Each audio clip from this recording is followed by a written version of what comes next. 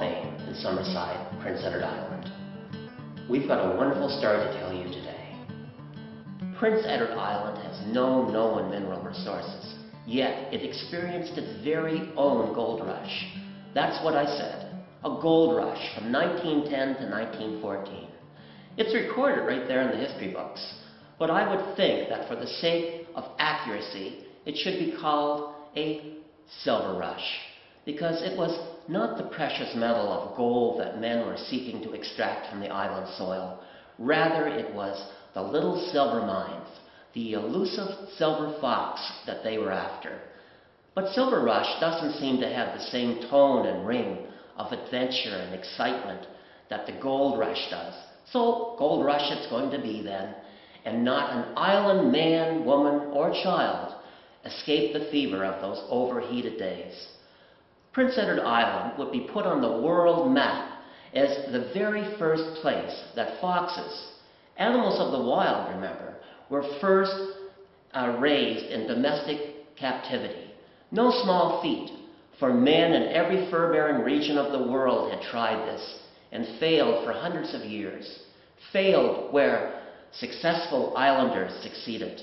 But it was a success indeed shrouded in secrecy and monopoly, for the stakes were high. That is, until the year 1910, when no longer could it be contained. And that's when the gold rush began. Let's begin the beginning, folks. Let's start at the beginning. Since the creation of time, man has looked with envy at the luxurious coats of other mammals that insulate them against the cold and heat. Fur pelts are one of the very reasons Europeans sought out this country that became known as Canada, after practically stripping their own lands bare of furred animals. The beaver pelt was long desired in Europe to make the hats of the military, navy, clergy, and fine gentlemen. For no matter how many times a beaver hat was soaked by the rain, it kept its shape.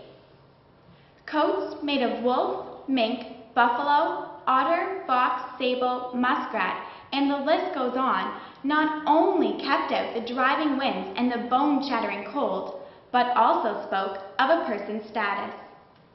And the person who could place upon his or her back a coat of the silver-black fox, a rare find in the wild, was indeed a privileged person. It might interest you to know that in 1876, a silver-black fox pelt could fetch $100 compared to $2.50 for a beaver pelt.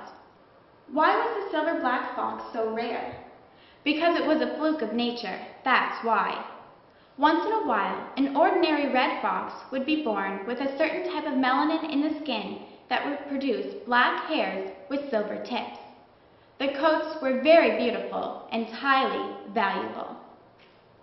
Well, it didn't take many years, even in the vastness of Canada, for the supply of wild pelts to be depleted by the high European interest and the numbers of hunters and trappers. The economic stability of an industry was at stake because everyone, from the trapper in the wild to the seamstress in the fashion house, depended upon a wild supply of animals. Some people thought if only they could domesticate fur-bearing animals, then the problem would be solved. The industry would be secure, and perhaps even the wild species would be protected from extinction. Since the silver-black fox was so rare and so financially precious, this was the animal that they wished to domesticate. No, they tried and they failed, for even if foxes could live for a few years in captivity, the animals would not reproduce. But something was happening very marvelous and profound on a little island nestled between the Gulf of St. Lawrence and Northumberland Strait. There, shrouded in mystery and secrecy, dressed in dark, foreboding long coats so as not to make those jumpy foxes nervous, several islanders were succeeding in an experiment that no one had ever achieved. Let's just begin to meet some of those great characters who began an industry.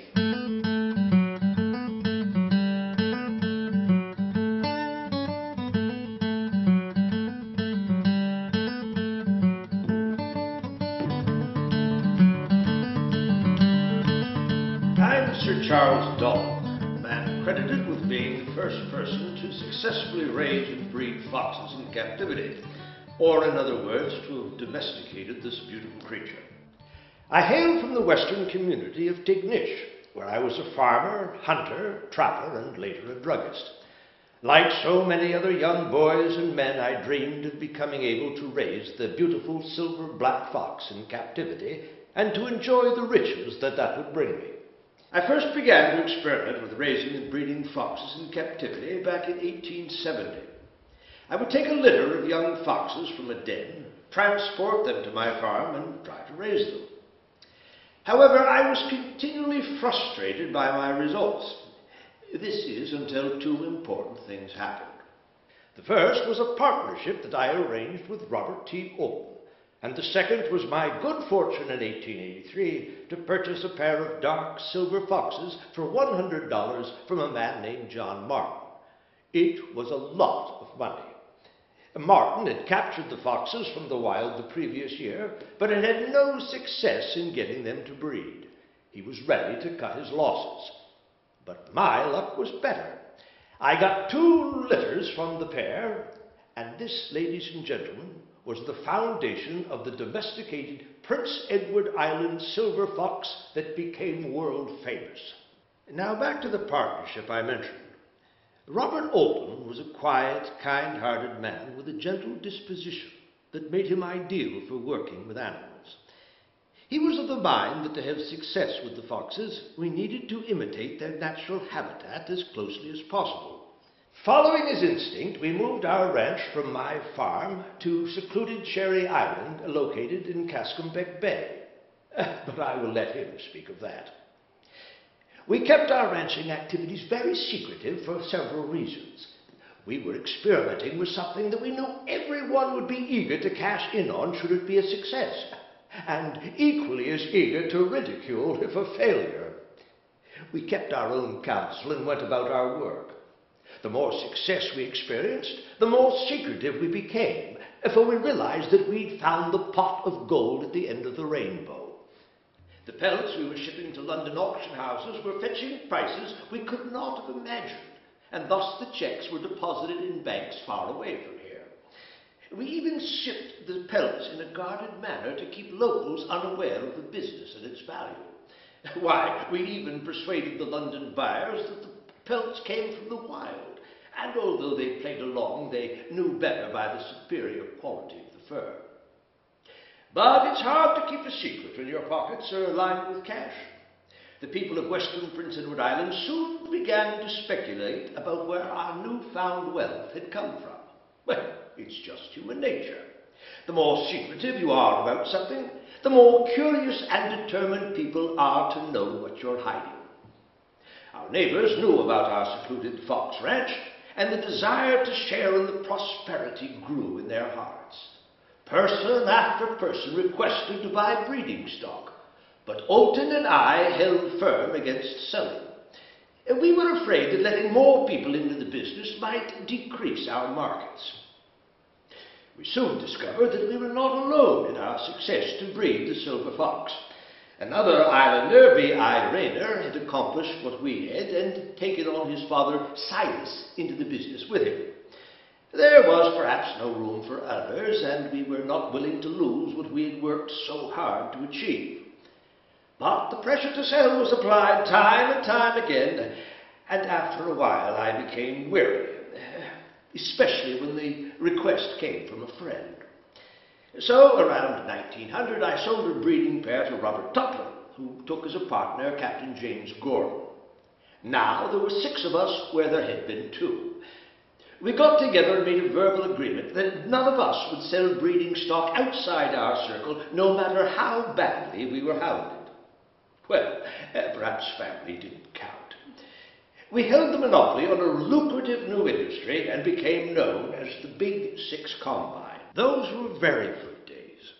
Why, in 1910, Olton and I sold 25 skins for the sum of $34,649.50. In 1914, the final year of the gold rush, I sold my fox holdings and retired a millionaire. Oh, now, don't get me wrong. Even though I tried to keep it a closed industry, I shared plenty of my wealth. I built a $20,000 school for my home community of Tignish. And when tuberculosis began to claim our people, I built a provincial sanatorium. I built the Dalton Building for the University of St. Dunstan's, contributed greatly to the restoration of St. Dunstan's Cathedral in Charlottetown, and even bought a fully equipped ambulance for the Dominion government. For my generosity to church and community, I was made a Knight Commander of the Order of St. Gregory the Great by Pope Benedict XV in 1916, the first citizen of Eastern Canada to be so knighted. I also served as the 26th Lieutenant Governor of this province. Never could I have imagined the adventures or the life that sober foxes would bring me. I am forever grateful.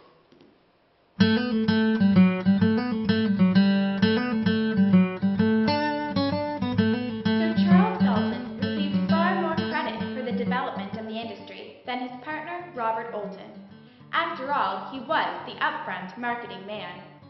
But Olton was the day-to-day caretaker of the foxes and always experimenting to find a better way of caring for the animals and producing the best furs. It could be said that he was the backbone in the building of the industry.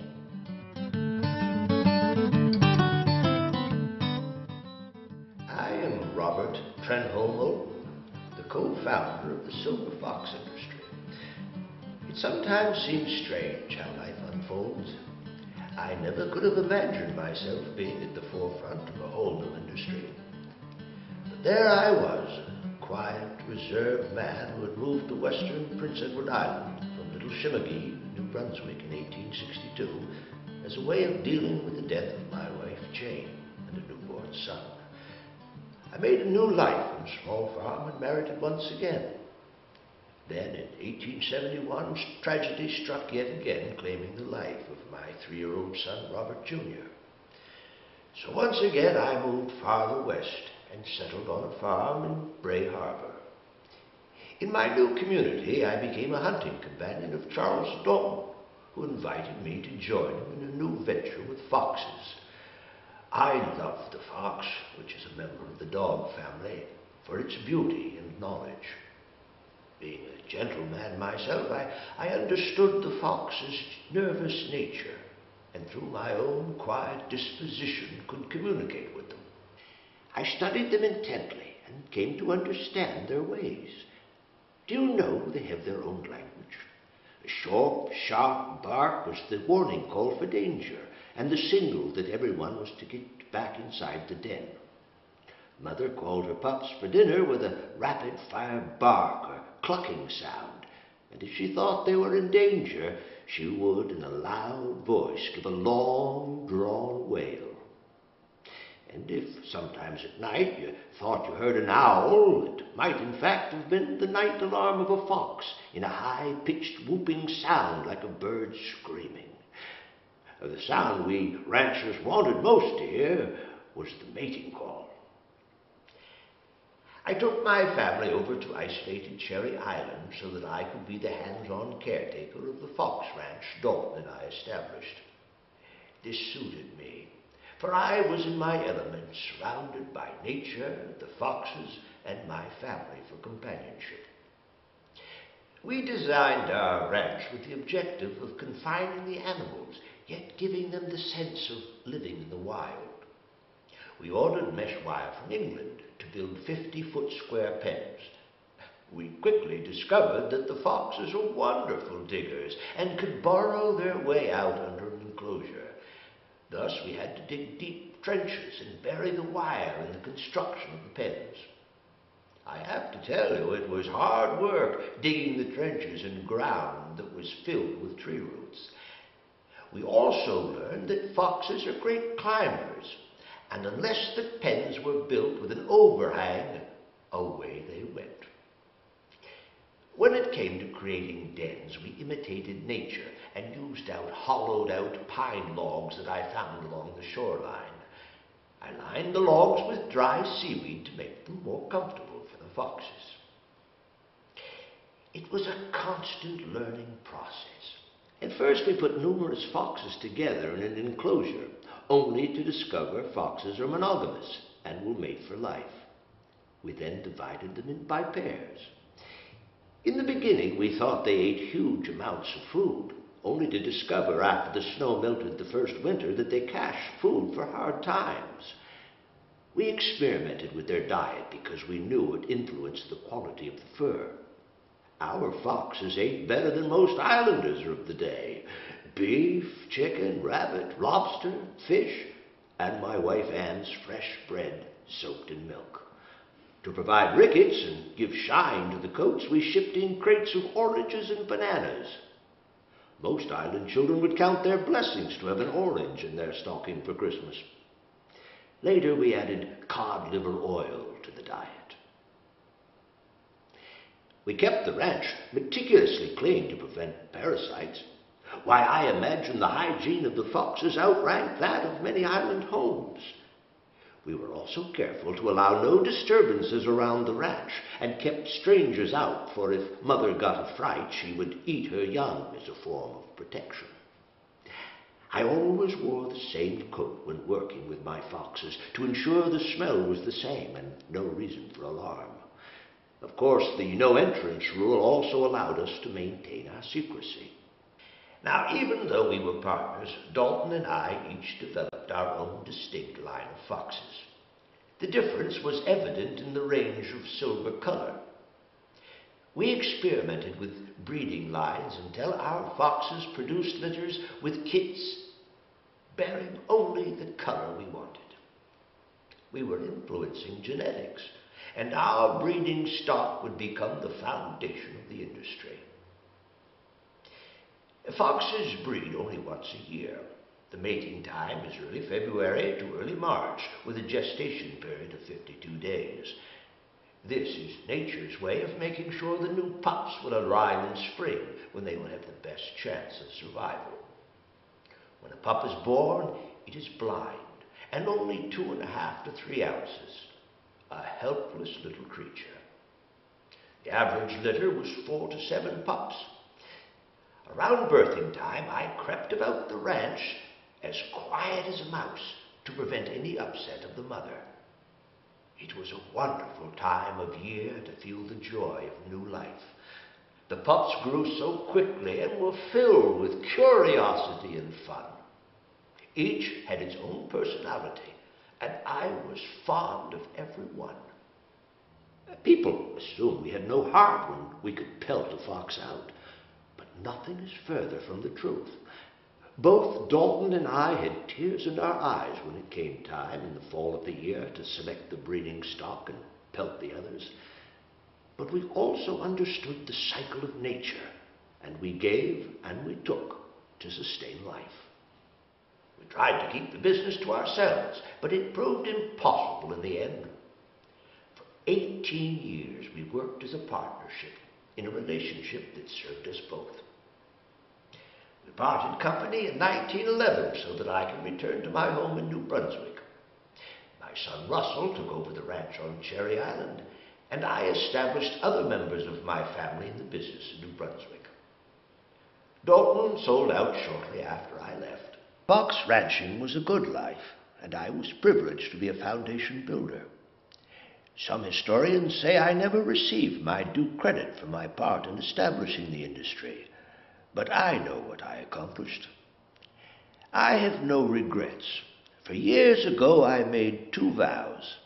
1, that no one should go hungry from my house, and 2, that no one should be the worse off in this world for my having lived in it.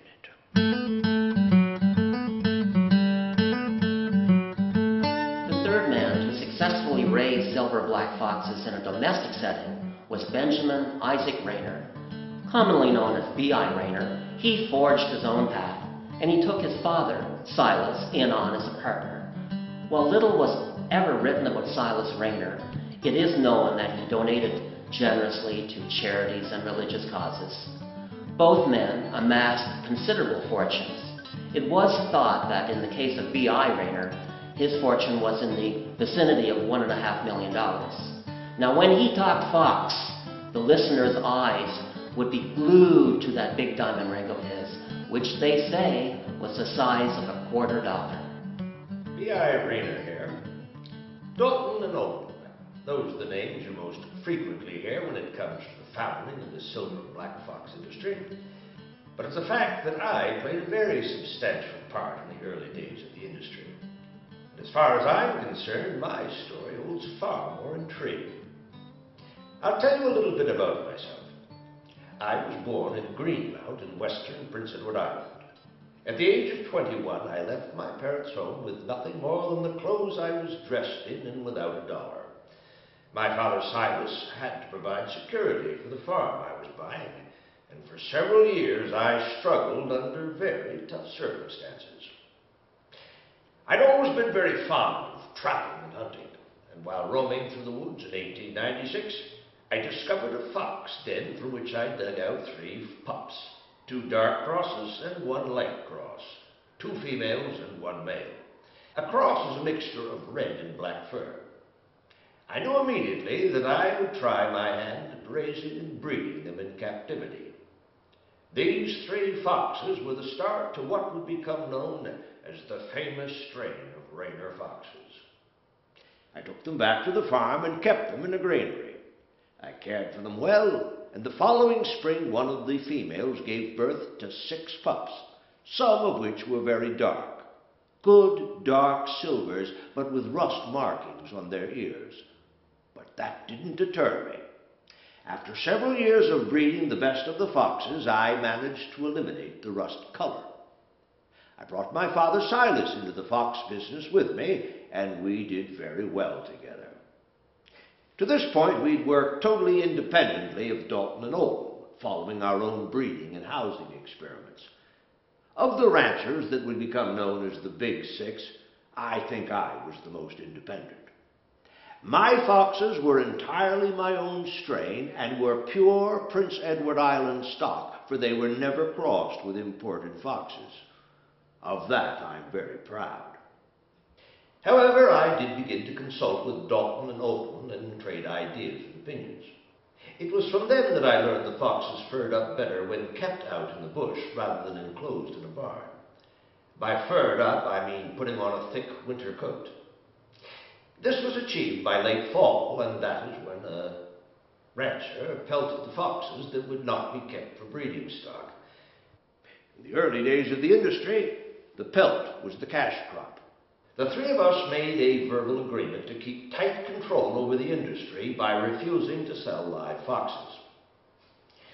Suddenly, neighbors were noticing Father and me, and also Dalton and Oldham. They wondered where all the prosperity was coming from and figured out it was from the foxes. They noticed that the debt was paid on my farm and that I purchased additional farms along with lots of farm stock and modern farm machinery. They were chomping at the bit to purchase foxes for me, but there was this verbal agreement. Finally, it seemed increasingly unfair to keep others out, for I was of the opinion that there was plenty for everyone. Dalton, Oldham, and I quietly cancelled the agreement, and I sold a few pairs to neighbors, basically at the pelt value.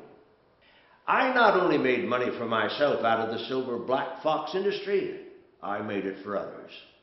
I was the first to give the public a chance, and this is where my opinion differs with recorded history. But through the years, the Rayner strain of guaranteed pure island-bred foxes made fortunes for people like my father, the Lewises, Champions, Agnews, and the Dennises. I could name 100 people who drew out scores of dollars in profits. But do I get the credit? No, because I did it quietly and more to help my neighbors than for my own personal gain. Who gets the tribute? That Frank Tuplin chap who squeezed into the industry through an uncle and then blew everything wide open in 1910. He's the one who gets the name associated with setting off a gold rush in the industry. Not that I'm actually bitter, because it actually greatly increased my wealth. Once the gold rush started, my days of selling breeding stock for the price of pelts were over. In 1910, I sold a breeding pair to E.W. Manson of Summerside for $4,000. It was a good deal for him because when he retired from the industry in 1922, his earnings were $320,000. And let me just mention that the highest price I ever received for a pair of foxes was $32,500. Yes, I did all right with silver black foxes. I became the largest independent breeder in the world. My pelts consistently won the highest prices at the auctions. My live animals took the awards at the fairs and exhibitions, and the Rayner strain was the most prolific breeder. Nobody went astray buying the Rayner strain of foxes. My fox ranch in Alberton with 80 breeding pairs was part of an 1,100-acre farm with a prize Holstein cattle herd, a private game preserve, one of the finest streams of speckled trout to be seen anywhere, and 150 acres of muskrat grounds. My ranch in Summerside covered 26 acres with 85 breeding pairs and was the best equipped on Prince Edward Island. I had controlling interest in ranches in Ontario, Nova Scotia, and Pennsylvania, and shares in ranches from the Atlantic to the Pacific. Not bad for a young fellow that left home with just the clothes on his back. In 1926, I wrote a promotional booklet titled The Island Bred Fox, promoting my breeding stock. I'll tell you a statement I made in that little book. I have made the greatest success in the fox business of any man in the world, and I've been longer in the business than any other living man. Dalton and Oak were long gone by then. I stayed in the business until there was no business to stay in, and every single day was an adventure.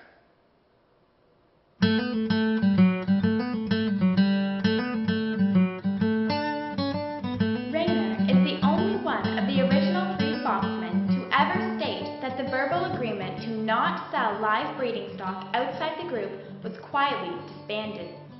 He seemed quite eager to spread the prosperity around.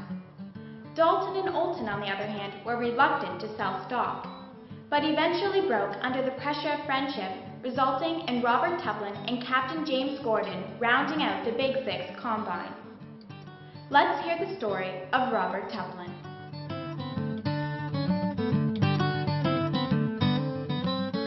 Robert Tuplin is the name. It might interest you to know that as a young man I trained as a carriage builder, and for years I worked at my craft in the town of Alberton. I was 60 years old when the course of my life took a sudden change. For years I'd been a hunting companion of Charles Dalton, and we got along just fine. I knew of the money that he and Robert Olton were making with the foxes, and I have no problem admitting I wanted to share the prosperity. But I didn't have the capital to work alone. So I got together with a man of the sea, Captain James Gordon, and we made ourselves a deal. If I could get Dalton and Olton to sell me a pair of breeding foxes, Gordon would provide the capital to buy them, and I would be in charge of their care and the maintenance of the ranch. We would share the cost of feeding and sheltering them. I took every opportunity to work on Dalton and make him think it was a fine idea to sell me a pair of his breeding stock. I mean, what harm could there be with the sale of one pair to an old friend? Finally, in 1900, Dalton and Olton reluctantly agreed to sell me a pair for $340. I jumped at the chance and moved quickly. It was a good thing I did, for they had second thoughts and offered to buy the pair back for an additional $100 over the asking price. But Gordon and I weren't turning back. It was then that a verbal agreement was established among the 6 of us. Dalton, Olton, Silas and B.I. Rayner, Gordon and me, not to sell to outsiders. We established our ranch at Blank Banks, where I had a hunting shanty. It was isolated and could only be got to by boat in the summer and by ice in the winter. Gordon handled the business end of things, and I was the caretaker. I always had a quiet demeanor which was good at working with the animals. The locals described me as slightly eccentric, which worked in my advantage, and it kept many of them out of my business. The problems on our ranch were very much the same as those experienced by Dalton and Olton, and so were our successes. That first year we had no pups. But the adult pair was fairly easy to feed, and the reward came in the second year with 4 pups. Now, even though we obtained our first breeders from the foundation stock of Dalton and Olton, we had our own ideas of desirable characteristics. To give us the traits we wanted, we introduced to our line a wild male silver fox that Gordon bought from Quebec from a priest. In 1904, we sold our first pelt in London for $1,800. The hard part was that we couldn't tell anybody about this fabulous sale. I mean, we never even mailed our pelts to the London auction houses from our home post office of Conway. To keep everything hush-hush, we traveled some distance from home to ship the packages. Of course, around here, everyone knows everyone else's business, and the word wasn't long getting round that we had money in our pockets, and that it had to be from the foxes. Not that I changed much. I mean, I still wore my old sheepskin coat with the hemp belt, no matter how cold or hot it was. And my face was as tough and as bearded as ever. But it wasn't long before people were attempting to buy breeding stock from me in hopes of breaking into the industry. I have to admit that I finally did cave under pressure from my young nephew, Frank Tuplin. I mean, it was family. It wasn't like we were breaking the monopoly. I sold him a breeding pair on October 16, 1905. But I'd rather not talk about that. The Tuplin-Gordon strain of foxes produced beautiful pelts. I don't usually brag, but I will point out that of all the foundation stocks, the Tuplin strain of fox stayed the most popular the longest in the fashion world. Of course, once the industry opened up, the strains didn't remain distinct for very long. Fortunately for me, my time in the business was short. Death called for me in 1909. And my sons Jim and Samuel assumed my interest in the fox business. Those 2 boys surpassed me in fame and fortune in the industry. The partnership with Gordon was dissolved, and he removed his share of the foxes to Montrose, where a brother and son-in-law joined him in owning a ranch. I think the combine was beginning to crumble long before the actions of my nephew Frank, to whom I sold that pair.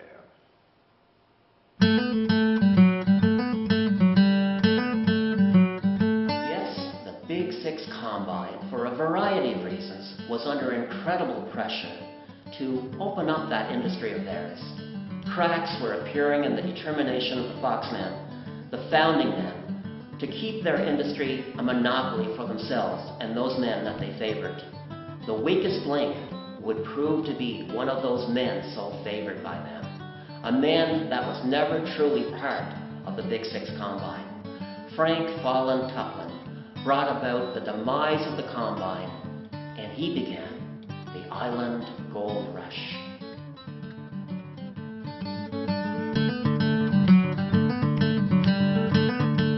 Frank Tuplin, Mr. Jervis. My story is one of courage and risk, and is, I believe, of great interest.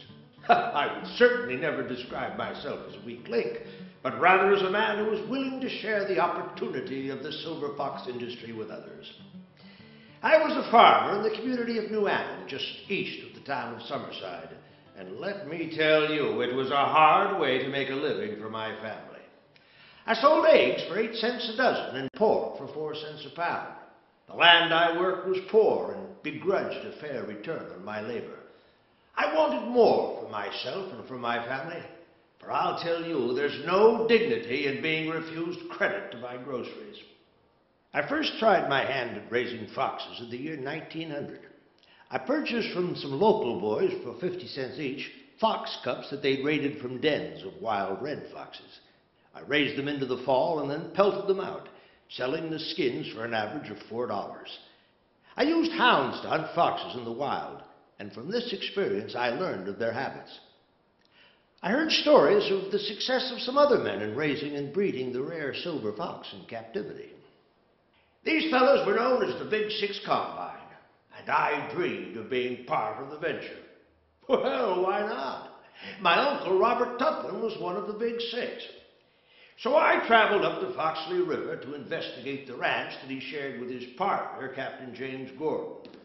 After a good look at their operation, I began to hound my uncle to sell me a breeding pair. Finally, perhaps with the hope of ridding himself of me, he agreed, setting the price at $1,000 for the pair. $1,000? Well, to a man selling eggs for 8 cents a dozen and pork for 4 cents a pound, that price was a fortune. But I would not be deterred. My father wouldn't lend me the money because he didn't think it was a wise investment. So I paid a visit to my cousin Robert Bonus, a well-known photographer in Summerside. He agreed to loan me that $1,000 at 6% interest. I took that money and hurried back to my uncle's ranch before he changed his mind. Or I lost my courage. $1,000 was more money than I'd ever held in my hand at one time, and I handed it over for 2 small foxes. Did I worry? Oh, you want to believe I did. Especially when that first and second year there were no pups. Oh, and my wife was angry, for she had to bake bread to feed those expensive animals that were producing nothing. I decided to pelt the male and put the money towards purchasing a second pair. And finally, in the 4th year, success was mine. I began to raise foxes whose handsome pelts brought up to $1,000 each. Cash never felt so good in my hands. It was beyond my wildest dreams. But now, as a man of opportunity, I knew the real money was in the sale of breeding stock, and every well-heeled person was knocking on my door begging me to sell them a pair. I saw the men in the Big Six weakening, so in April of 1910, I made the move and sold a breeding pair for $2,000. This transaction broke the combine, and I made another sale in September. The original foxmen were quick to join me. Maybe all they needed was for someone else to be the first. The floodgates had opened, and the demand and prices just kept climbing upward. Suddenly, I was flush with money.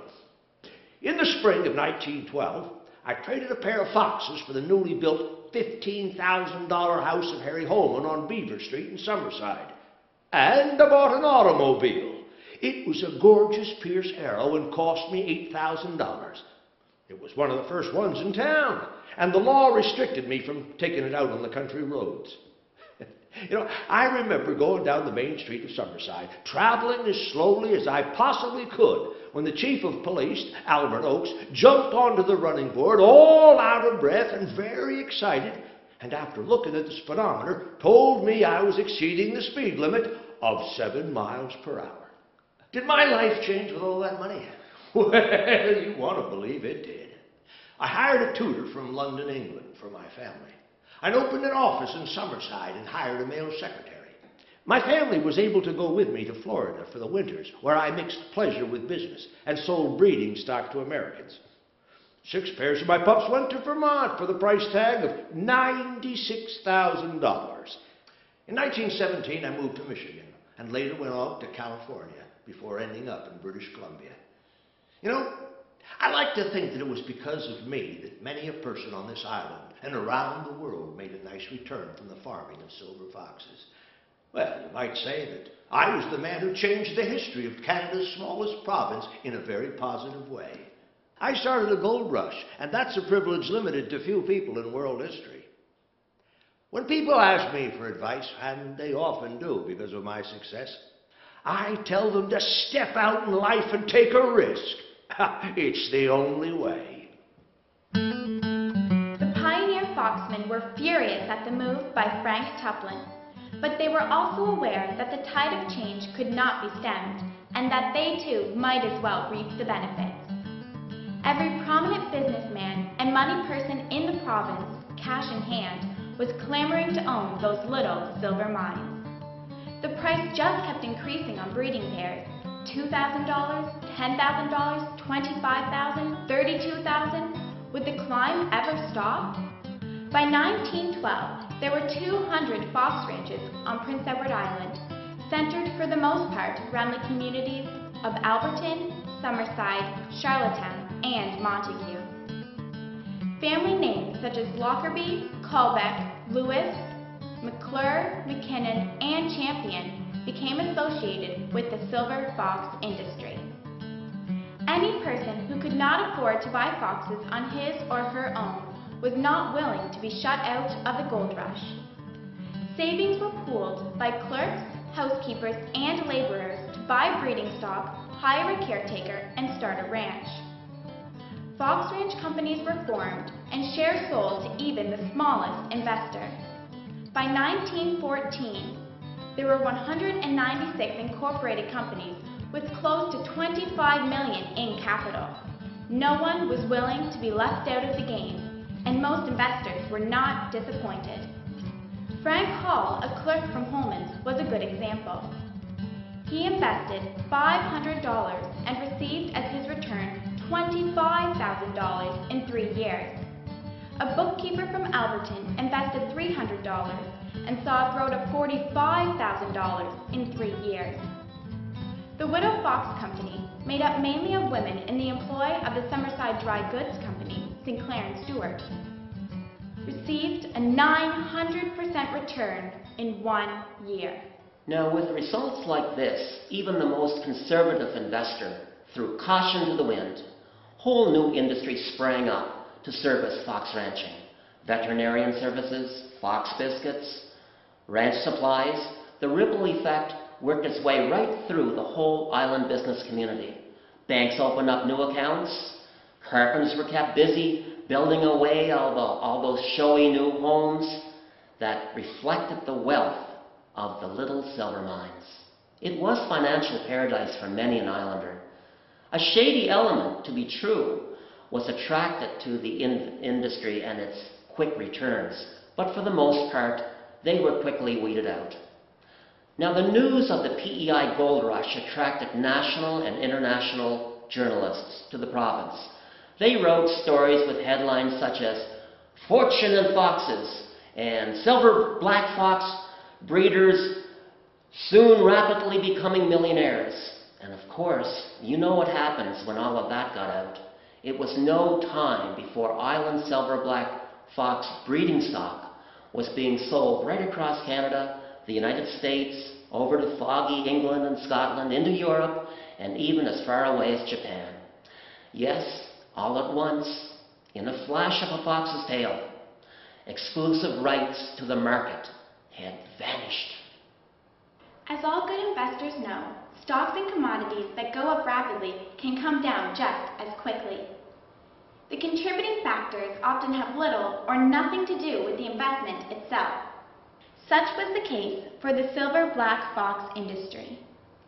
In 1914, war broke out in Europe, and for the next 4 years the world was engaged in battle that left no place for the luxury of furs. The fur markets of Europe basically shut down. The London sale of 1915 saw beautiful silver fox pelts sell for highs of $365 and lows of 24 cents. A far cry from the highs of 1910 of well over $2,000. On the upside, the sale of live foxes to the United States remained strong early in the war, and prices received for pelts in New York were reasonable. Markets for live foxes were developed in Japan, Norway, and Russia. Memories of the good days kept hope alive in fox farmers, and they carried on building their industry. Fox companies that were stable continued to pay good dividends. The First World War didn't spell the end of the industry, but it did bring the gold rush to an end. Never again were the prices for pelts or live foxes as good as they were in that 4-year period between 1910 and 1914. The real growth years in the number of fox ranches and foxes farmed throughout Canada, the United States, and overseas were the 1920s. The price for breeding stock dropped enough to allow the average farmer into the business, and it seemed everyone kept a few foxes. Foxes decreased the hardship of the Depression era for many islanders, and the industry actually expanded during the 1930s. The demise of the industry in the 1940s was a consequence of the Second World War changing fashions in the matter of affordability. After all, if the maid could afford a fox, was the lady of the house going to wear such an item? Mink and chinchilla gained in popularity with the upper class, and in 1947, the price received for a fox pelt was below the cost of production. Well, a comeback in fox ranching was attempted in the 1970s and early 1980s, but several factors conspired against the return to the old heyday. By 1988, there were approximately 271 fox ranches here on the island, and many of them held out the kind of naive hope that somehow the fox industry would once again become a stable venture. Now, pretty well, all that is remaining of that wonderful industry are Granny's old furs up in the attic, perhaps some lingering fox money trickling down through the generations, and maybe one or two remnants of a fox farm here and there at the Black Banks or perhaps Milligan and Morrison. But that's all that remains, except for one thing, and that was a desire to return to the good old days.